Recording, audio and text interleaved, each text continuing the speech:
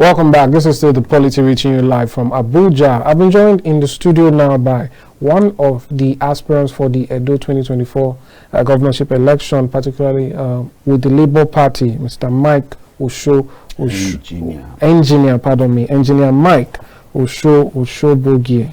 I hope I got that pronunciation correctly. I will be speaking on a number of issues, particularly the by-elections which just rounded up, by-elections and rerun elections, and also be delving into the current state of things in Edo State and Edo State politics as the primaries for the various parties are drawing nearer and the beginning of campaigns will soon be the issue at hand. Good afternoon and welcome to the program, sir. Thank you so much. It's good to have you. It's my pleasure. It's good to have you in person, finally. I profoundly appreciate this opportunity. Thanks for coming. All right, so let's, before we delve into Edo State, which I'm sure you have vast knowledge and experience on, let's begin with what's happening across the nation. By-elections and rerun elections had to hold for a number of reasons. Some persons dropping out of the positions they had won. Others, the issue of death, also the issue of the court saying that an election must be redone. Now, we saw the Labour Party did not have the best of showing, but in some areas, like Plateau State, they were able to clinch a seat or two. I'd like to get your opinion, particularly as regards the conduct of these elections. I believe the Labour Party has already released a statement, a section of the Labour Party, particularly in Enugu, that there was some skullduggery happening with the conduct of the elections. But we also saw the issue of low voter turnout, lower than we normally see even during the main elections. What's your take on all of this and the impact you think is having on our elections on a broader level? Well, my take generally is that all the stakeholders, all the actors involved in electioneering in Nigeria are brought face to face with the realities of poor performance. The ultimate loser is the country itself. The way we have practiced democracy in this country remains very wrong, because democracy itself has its own foundation in the process of elections.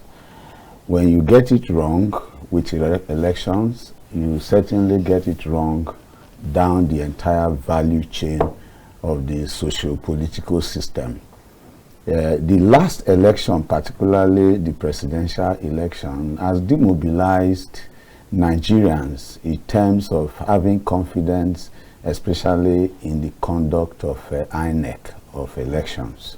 Several promises were made by INEC, particularly on electronic voting, where they muscularly sought the approval of Nigerians for massive national investment that went beyond 300 billion, to institute electronic voting, which Nigerians were ultimately deceived, because Nigerians had the impression that that investment justification would be the panacea to election rigging, overvoting, and the rest of them. Little did Nigerians know that the whole program was just geared towards verification, of voters' register, not in fact electronic voting. Until INEC goes back, for me, first of all, apologize to Nigeria. I want to see a country where when public functionaries, public officers fail in the promises they have made to Nigerians, they have enough dignity, integrity to resign by themselves from those offices after they have apologized to Nigerians. I'm particularly pained as one of those people who fought for this democracy, who was even arrested and detained, by the Abacha's government, that the democracy we have today, it will appear that a lot of people do not understand that a democratic process has its own principles. It has its own modus operandi. If you do not keep by those guiding principles that govern democracy, you are going to see poverty. You are going to see disease. You are going to see injustice. and a lot of what we are seeing today. So the last elections you made reference to also showcased failures by so many participants. However, it's work in progress. What I can say is a passionate appeal, especially to INEC, because at the end of the day, politicians, electorates are supposed to be regulated by INEC. And of course, government, in terms of security provisions, is supposed to also regulate the activities of the aforementioned categories of participants in the electoral process. But all I can say is appeal. And I also want to talk to contestants. You know, people should not give up. If you are an aspirant like myself, or you participated in any election, or you are a party man, you believe in better Nigeria, don't give up. I have been confronted by situations where I would have withdrawn from my own race, but my eyes are on the over 4 million or 4.8 million Edo people. I am convinced that they deserve good leadership. So whatever obstacle is thrown on my path, I have a duty to surmount it, not for my own interest, but for the interest of where I'm going to. So this is my advice to all those who genuinely are patriotic and have been involved in the last democratic elections. Yes, that's very interesting and a very good advice. What about to the people? When we say there's low voter turnout, it's actually those people. When you spoke about the 4.8 million people, a bulk of them are the ones who are not coming out to vote. So how do you convince them? Because we hear a number of things, particularly when the elections held in February and March. We got calls into the studio. People said, I'm never going to vote. I went out with all my energy and I was not happy. So how do you, what do you say to people like that to let them know that not coming out is even making matters worse? Exactly what I'm going to say to them, that the consequences of their inactions, the consequences of their apathy is serious ultimately on the general system. We cannot make progress by individual withdrawal from collective purpose. What we must have, we have to establish collective purpose in everything. Democracy requires collectivity. Democracy requires what we used to call solidarity. You know, in the unions, it is important that every individual must ask himself, what can I do for Nigeria, not what Nigeria can do for me. What you can do for Nigeria as a voter is that just like those days you write JAMB, you fail, you write again, and you fail, you write again, because you are determined to get admission into the university. This is the same appeal I am making to them. That you supported, for instance, Peter Obi in the last presidential election, and the outcome, you are not convinced of the outcome, does not mean that the destiny of Nigeria ends there. Your continuous, enthusiastic, patriotic participation in the electoral process is contagious as an encouragement to other people who are watching you. So do not refrigerate that your commitment, which you demonstrated before. Don't also forget that there were positive harvests in what you describe as failures. The Labour Party never had that kind of showing before. And it's people like you who actually made that achievement possible. And we have to continue to try. And this is my honest appeal to voters. Fair enough, fair enough. Let's talk a little bit about the political aspect of things, particularly in Plateau State. The PDP were not allowed to participate due to pre-existing issues of no party structure and so on and so forth. And now what most of those PDP, what I call them, PDP stalwarts are saying is that they intentionally decided to support the Labour Party candidates just for the sake of not allowing the ruling party, you know, take the seats that they could no longer contest for. And they try to make it a lesson, you know, that opposition parties should learn to somehow come together to ensure that the ruling party is somehow removed or defeated. What's your take on that, really? And the openness or lack thereof to collaborate with some of these opposition parties that just for the sake of reaching a collective goal? It's a very good endeavor on their part, considering the fact that balanced democracy is all about a party in power and a party in opposition. And because of the style of the ruling party in Nigeria, not just now, even before now, there has always been the tendency of the ruling party to swallow up all oppositions and ensure there is no opposition in any form. And of course, we have seen the consequences, especially at the legislative level, you know. Though we also know that some oppositions, when they control the legislative arm, especially at the subnational level, they want to target the governor and then remove him. But I also think that these are characteristics of the jaundice politics we are still playing.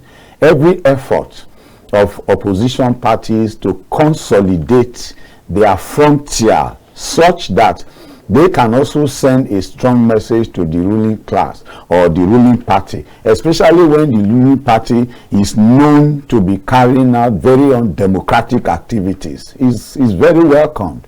And I am here encouraging opposition parties, not only in Plateau, you know, to replicate the same collaboration across this country. Because we have seen elections in Imo, we've seen elections in Kogi, and just like the presidential elections, there is an attendant dissatisfaction, you know, of the electorate after the election is concluded. I want to look forward to every election carried out in this country, and there are no court cases, simply because the loser is convinced that he lost. Fair and square. So until we get to that point, I strongly encourage opposition parties to challenge the ruling class. But do you think we might have an issue of egos? Take, for instance, just hypothetically speaking, if the PDP, the Labour Party, and the NNPP were to collaborate in the next election, do you see any of the persons who flew the flag as presidential candidates in this last cycle stepping down for any of the other? Is that something that is realistic? How do we get past that obstacle?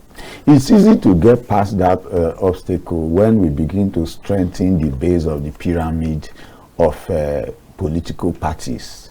In most political parties, what you see there is what I call personality cultism, where one man is obviously the owner of the political party. You know, and it's affecting the funding of political parties. Yesterday, I was discussing with somebody who actually confirmed that political parties are still being funded in this country. You know, but if you people are the apex of the pyramid, they know how this thing comes and they know how this thing goes. It's wrong. We all collectively have a responsibility of inculcating the right political education in the base of political parties for those at that level, the members especially, to realize that they have tremendous power, and that power is often bought with money. You know, you just give them money when it's time to do Congress, when it's time to do whatever elections at their level, and then they submit that power. And it's painful when you realize that this is the amount of money somebody is selling the next 4 years for. It's quite painful. So the solution for me, just like anywhere in the world, remains education by those patriotic individuals who feel I know more than them. You still find yourself, just like it's happening, you still find yourself sometimes spending little money, because as it is today, you have to spend little money for somebody to even listen to you. So I expect those who wish to change the system to be willing to spend little money. If it means just buy somebody suya that will make the person listen to you, you buy the person suya, so that you can educate the person to realize that in democracy there's a lot of power in his hands. And once he has power at that level, the big man up there, his ego will be lowered. Indeed, that's the cost of politics, I believe. So let's end this segment here. We want to hear about the going-ons in Edo State and how that is shaping up, particularly in the Labour Party. But thanks so much for commenting on this issue. So we'll go on a quick break now, and when we return, we'll delve deeply into Edo State politics and what we should be expecting as the primaries in the major parties are kicking up, and very soon we'll be having our candidates who will all vie for the position of governor of the state and seek to be or to enter at Osadebe Avenue sometime later in the year. Stay with us, we'll be right back.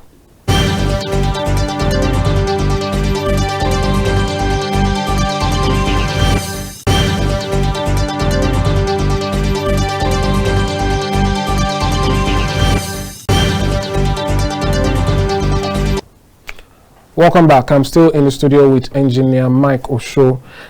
We are now delving into the issue of Edo State politics and the race for Edo State governor. He is an aspirant with the Labour Party, and he will be telling us about what's going on. Again, let's begin with now how things are going at the moment. Let's start with the Labour Party particularly. We know that there are a number of aspirants, and very soon, definitely one person is going to emerge and will be seeking to change the face of the state for the better, hopefully. Now, that being said, what would you say is the state of the politics within the party right now?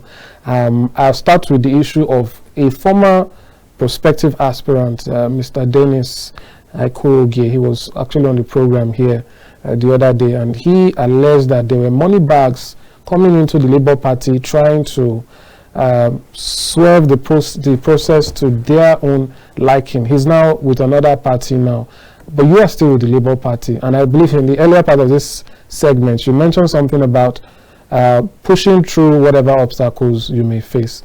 You know, what do you really mean? And is there any truth to what Mr. Dennis said? Dr. Dennis, pardon me. Yes. My name fully is Engineer Comrade Mike Oshiobugie. I like to include the word comrade because I am one person who believes that that word comrade should embody integrity and honesty. And as a comrade, I've also been an activist, but with a blend of engineering exposure and technical training. So with that, I'm a balanced human being in terms of my outlook to the issues of pragmatic politics, especially as it affects Edo State right now. What he said is the truth. I always say I want to speak the truth, the whole truth, and nothing but the truth. On Thursday last week, I completed my tour of local government visit, 18 of them in Edo State. And everywhere I went, I told them I want to speak the truth to you, the whole truth, and nothing but the truth. And I might even be calling people's names. I am sorry, it is not my plan to run anybody down. If I call anybody's name, whatever I say about that person is the truth. If the person is offended, well, it is the truth. It is just that by my training, I believe that anybody who aspires to public office must be above board. That person should not be afraid of any skeletons being dragged out to the public space. Therefore, the only truth is what will save us even in the Labour Party.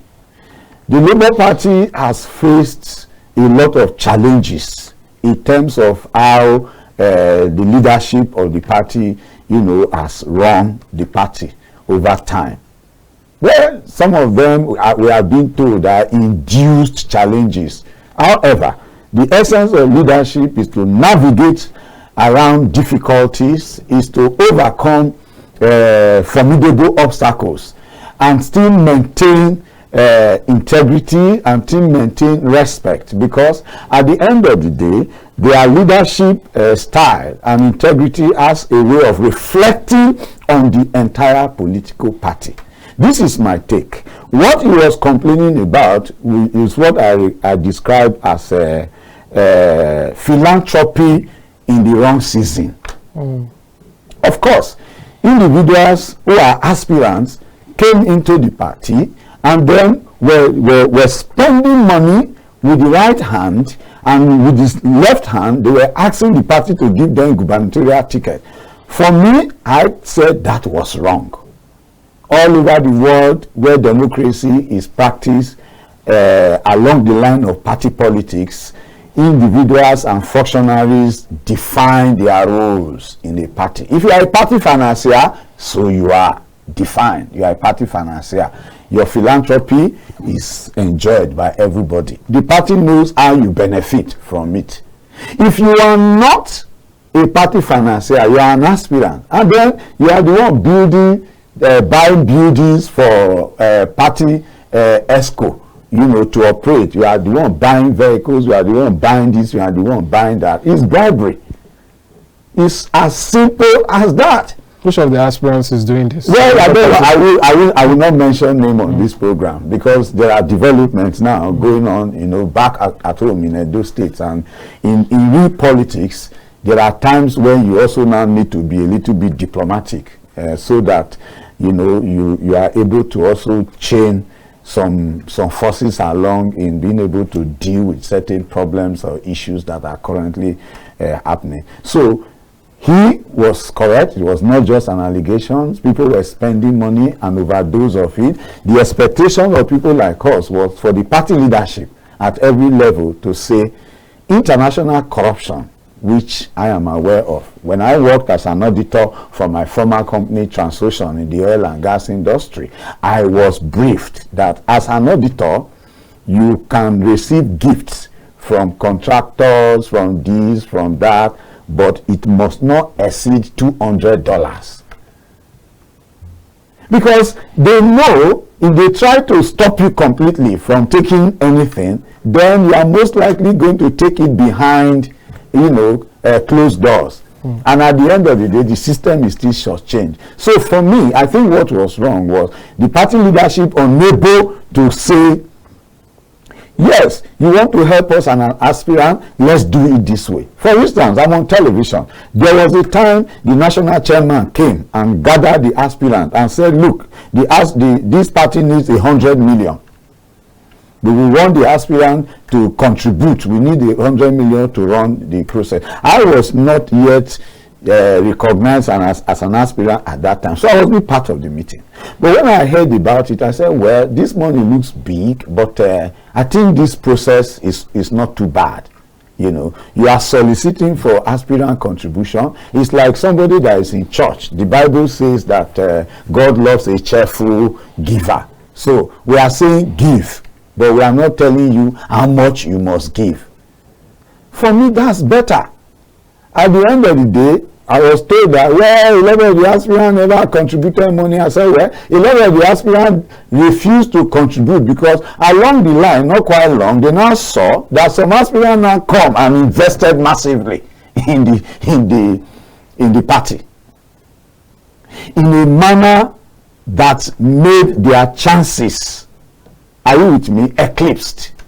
Because some of them, maybe including the aspirant you mentioned, and I was also one of them, after certain things were purchased for party officials, you go and campaign as an aspirant. You are told that, you are sound, you are good, you are an engineer. We know if you are in office tomorrow, you are saying you bring technology, that is what we need. Someone who understands how you can apply technology to development, to agriculture, for this. You have all that.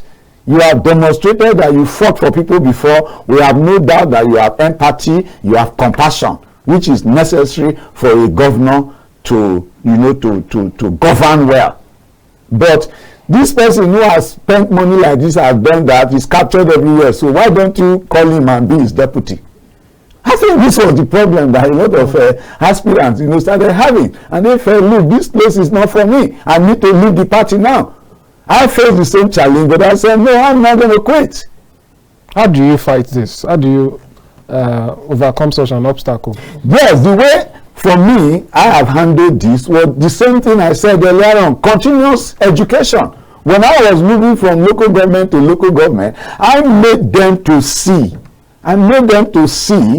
that whoever comes into this system as an aspirant and is spending money so much, one, know that the person is investing what the person is looking forward to get back as profit if given power.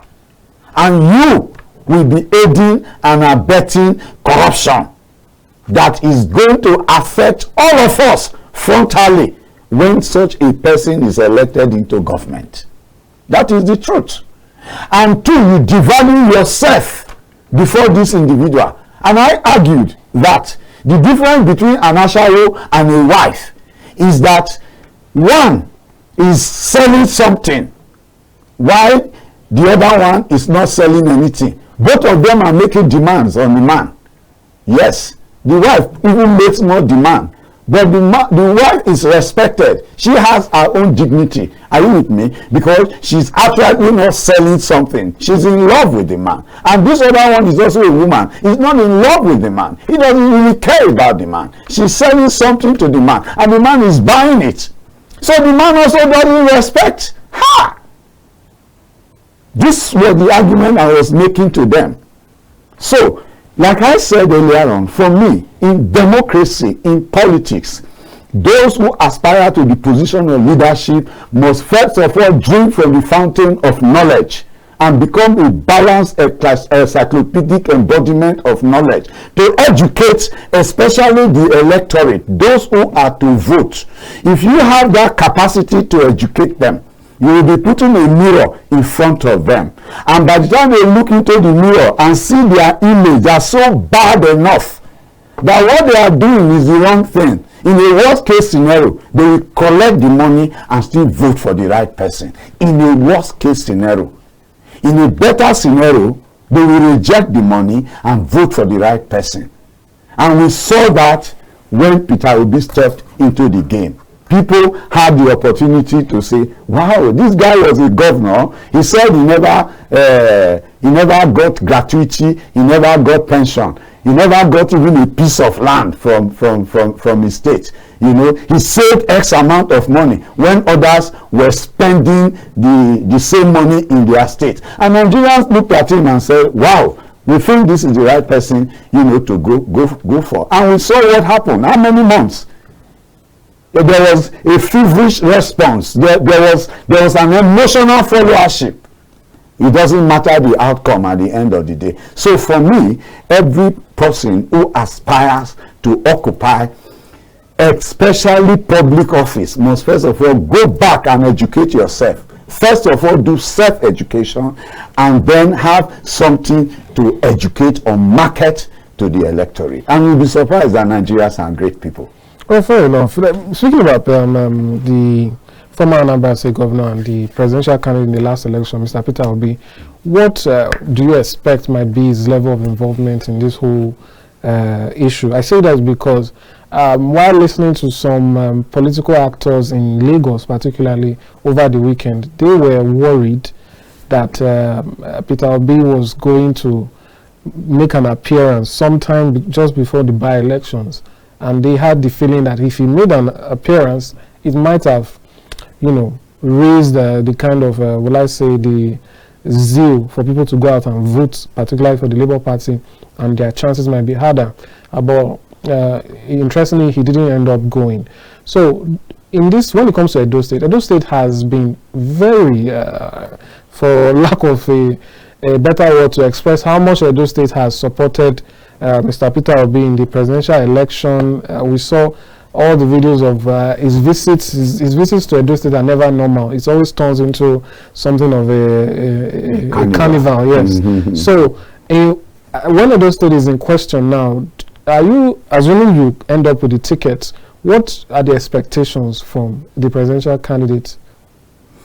Well, like you rightly said, Peter Obi has become an icon in Nigerian politics, and I emerge as the candidate of the Labour Party. Of course, he will be a tremendous catalyst, you know, in galvanizing Edo electorate towards having an affinity for the Labour Party, and then ultimately getting the expected win. Yes, Why not? If what you are asking me to do is to appeal to him to make himself available when needed at that time, exactly my appeal to him.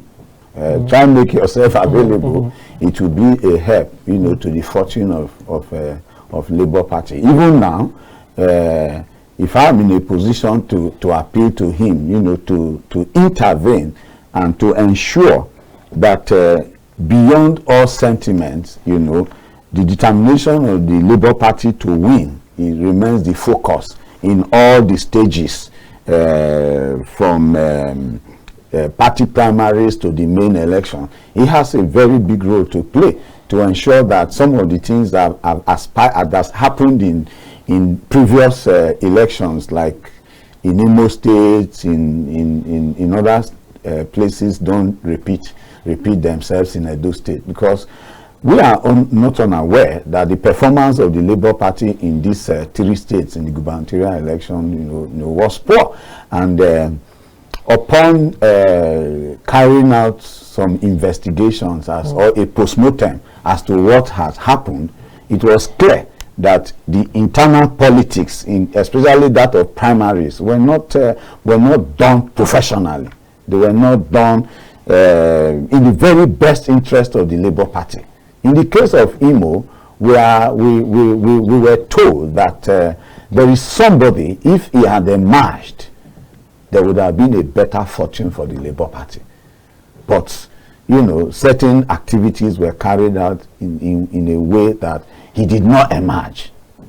Somebody else emerged. And if you have someone who cannot win a main election, emerging through the gubernatorial primaries, it therefore makes people to start to ask questions. Is it that some people in the leadership of the Labour Party don't want the party to win election? Are there other things that they stand to gain? So I am appealing to Peter Obi, His Excellency Peter Obi, who is the national leader of the Labour Party, to particularly, you know, take a look at what is going on in Edo State now from the perspective of, let the Labour Party produce a candidate who can defeat anybody from APC, from PDP, or any political party in Edo State. So, speaking about those other parties, do you have any comments on what we are hearing and seeing as their own processes are ongoing? The PDP, I believe about 8 or 9 of their aspirants have kicked against the process, the Congress that was held in the states, which would provide the delegates who will vote in the primaries. That's for the PDP. In the APC, we saw that there was a committee that was set up which eliminated a bunch of the candidates who did not accept, some of whom did not accept. So it seems as though there's a little bit of tussle in these parties. Would the Labour Party remain one if issues persist? And what's your take on the issues in these other parties? Does it make it any easier to overcome, you know, that obstacle and win the elections, come out victorious? It's not easy. These are symptomatic of the jaundice politics playing out in these political parties. You know, APC, PDP, they have shown us that they are not shining examples of party democracy. That is a fact. Also, the aspirants who may also be kicking against the process is also a product of very poor sportsmanship too. You know, we also know that there are aspirants in Nigeria. They come into elections to make money. Yes, they win, they lose, they become richer. That is the truth. So every aspirant, such an aspirant, wants to emerge as the candidate, because it is when you have emerged as the candidate of a party, that is when you actually start seeing money. Before that time, some people don't even want to give you anything. You probably start selling your property, you know, you spend all your savings and the rest of it. And it's huge. It's huge. Because in party politics, you are dealing with, most times, ordinary Nigerians. Are you with me? Who government has not been able to take care of their basic needs. And now the aspirants become the government because it's election time. The aspirant needs something. It becomes government to them. And it's quite unfortunate. So the Labour Party, yes, can face the same fortune if the Labour Party is unable to manage these internal dialectics and dynamics. So I expect that the Labour Party, being the party of choice for the masses as at now, should work very hard to make sure, not sentimental considerations, but purely through democratic processes of free and fair elections. Don't try to manipulate the delegate list. Don't try it. If you try it, you are preparing the party to lose. Fair enough. Simple. Fair enough. So to close off the program now, your final comments on the program today as regards these last few months of Governor Obaseki's tenure. What is in the mind of, or do you believe should be on the forefront now when it comes to the issues, and as though you are speaking to the people now, what should be of concern, and what should be the way to surmount these issues? Because this is an opportunity, like they say, every election is a referendum on the ruling party. So it is to look at how did the party fare, and should they continue or should we go somewhere else? So in this moment in time, what should be on the front burner? The people of Edo State, because I call myself the masses governor, what that means is that till now, I enter buses in Benin. Yes. I visit people on the streets. I sit down with people, we talk, we interact, even though they are not members of Labour Party. Sometimes I still go to some markets in Benin just to interact. Sometimes I won't even tell them who I am. I just want to feel the pulse. The people are not happy with the PDP government as it is in Edo State now. They just cannot be happy because the government believes that they are working very hard. They have constructed the shopping mall, or they are constructing a big shopping mall. They brought Edo refinery and petrochemical. It was during their time, you know, that Azura project was completed. It was then this one was done and all that. But at the end of the day, what makes the Labour Party different from them is even the party ideology. Social democracy focuses more on how you carry out programs that directly affect the cost of living index of the people. The PDP government appears to be focusing on what do I do that will make life better for the ruling class. For instance, they were talking about building an airport in Edo North. You know, and the question is how many Edo people are going to fly? Are you with me? Those are the kind of programs they have been carrying out. You know, it's only recently they say, okay, as part of palliative, we give you free buses to ride from here to there. There are hospitals. What have you done about them? All right, so I'm so sorry, we run out of time now. Engineer Michael Show, it's been a pleasure having you on the program. Thanks for coming and for telling us about what's going on and your plans. Hopefully we'll be following up and seeing how things turn out. Thanks for coming. Thank you so much, my brother. Thank you for the opportunity. Thank you so much. That's how we end the program for today. Don't forget, the POLITY reaches you live every weekday. Do see you tomorrow. Bye for now. I am Amadin Ogbewe.